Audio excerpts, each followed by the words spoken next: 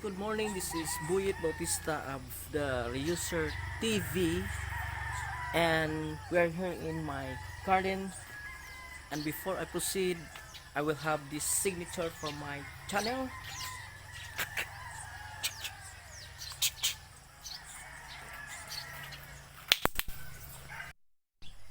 This morning I will harvest my fast growing veggies for my, what do you call that,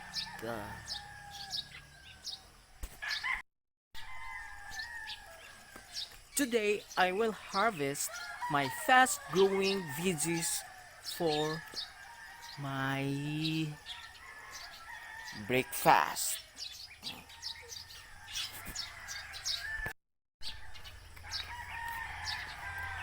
Today I will harvest my fast growing veggies for my breakfast.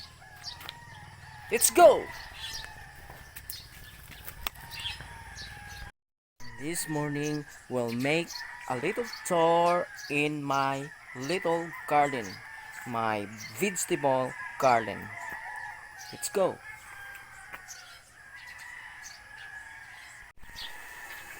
Eggplants need a good deal of space to grow, but you can grow them in a container as long as you have large enough pot.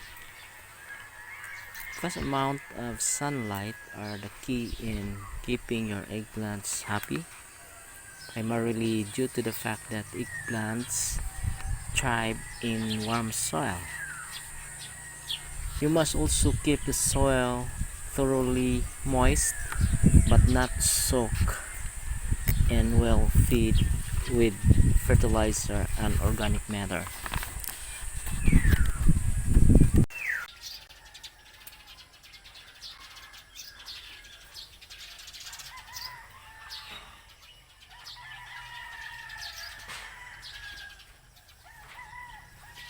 This is called Solano melongena, or locally known as talong, English term, eggplant.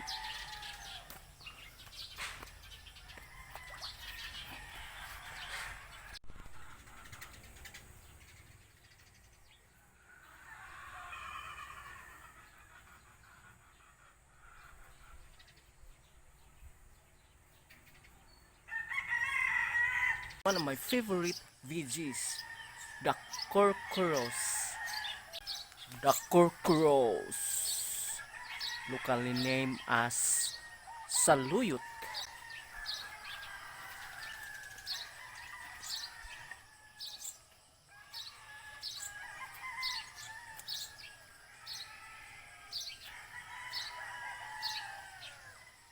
This is how to harvest the curcuros. This is called saluyot. This is saluyot.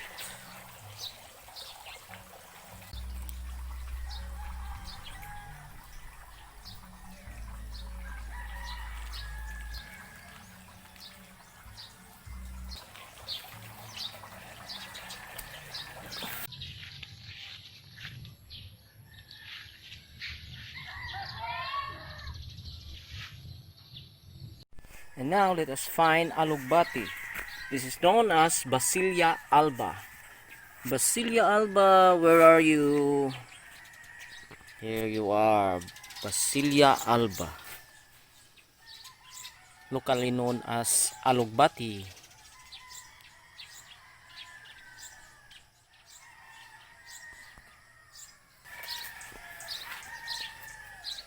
This is also known as Basilia alba, locally named as alugbati.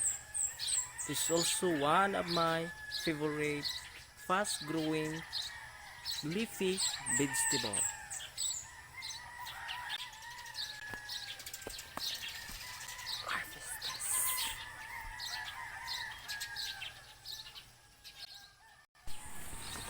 Alugbati is an edible leafy plant popular here in the Philippines.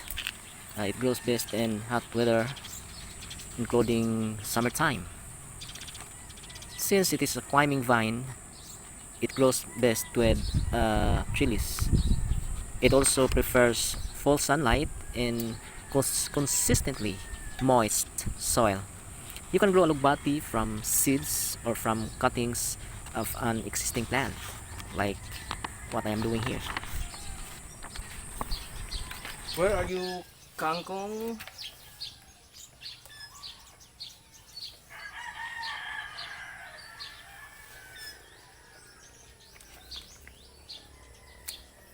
This is kangkong, Ipomea aquatica, locally named as kangkong.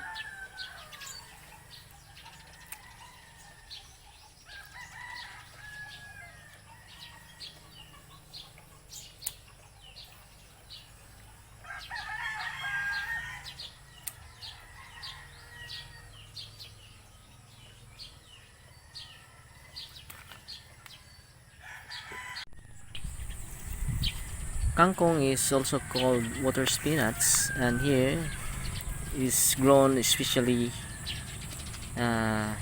here in Asian region, here in the Philippines, as vegetable. It is a semi-aquatic plant.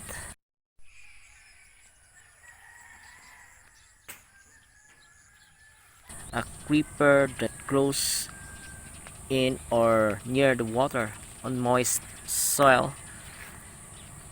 Water spinach has light green ovate leaves. Its stems are hollow so you can float on water. But my kangkong here is not grown on water simply because I don't like my kangkong floats on water. Both leaves stems are edible and can be used as the way you use as spinach. In here, water spinach can be harvested throughout the year as the leaves grow again after harvesting.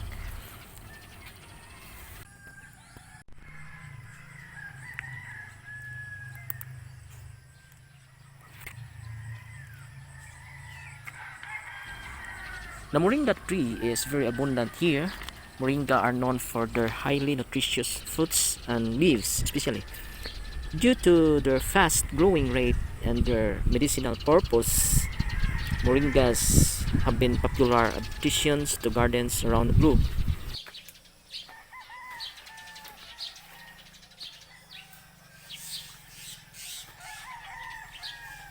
This is the famous Moringa oleifera, or locally known as malunggay.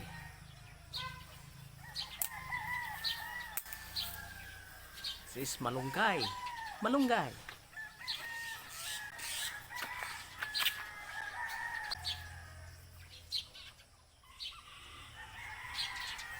This one is the famous Moringa, locally known as malunggay.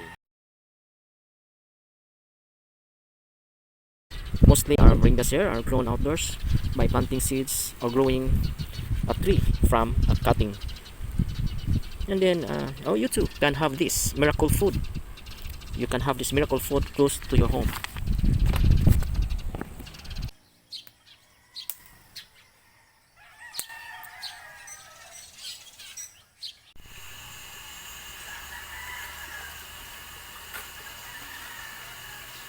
Now I am ready to cook this for breakfast.